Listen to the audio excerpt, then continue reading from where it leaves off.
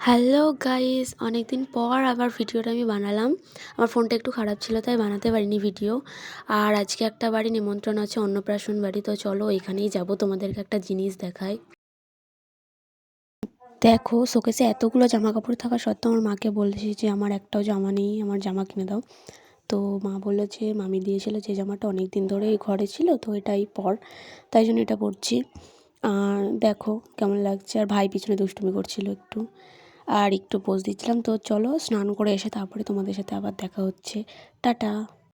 তো দেখো আমার স্নান করা হয়ে গেছে, এবার আমি রেডি হব, ঠিক আছে।